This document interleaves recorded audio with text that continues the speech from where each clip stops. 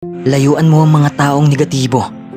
Yung mga taong walang maidudulot na maganda sa buhay mo, layuan mo na sila. Hindi ka naman masama kung lumayo ka.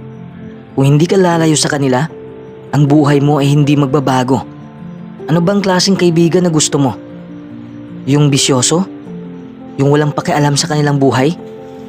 Pero teka lang, kung gusto mo ng mga taong may positibong habits, dapat ganyan ka rin muna. Hindi ka pwedeng mag-wish na papalibutan ka ng positibong tao kung puro negatibo ang nasa isipan mo. Like attracts like. Kung negatibo ka, maa-attract mo rin ang mga taong katulad mo. Ibig sabihin lang yan na magsisimula yan sa sarili mo. Gusto mo ng mga kaibigang maintindihin? Yung tatanggapin ka ng buo? Yung marunong makisama? Ilan na ba ang mga kaibigan mo ngayon? Lahat ba sila ay may hatid na kagandahan sa buhay mo?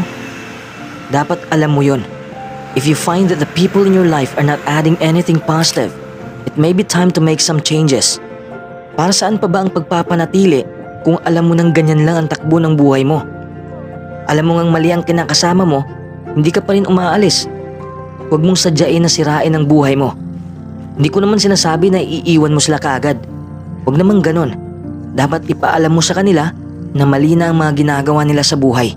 Na nasa negatibo na silang landas para naman matulungan mo silang magising sa maling paniniwala o sa maling pamumuhay. Kung may maniniwala man sa'yo, sasama yan sa pagbabago mo. Kung nagmamatigas pa rin, panahon na para iwan mo na sila. Kasi ibig sabihin na hindi sila tunay na kaibigan.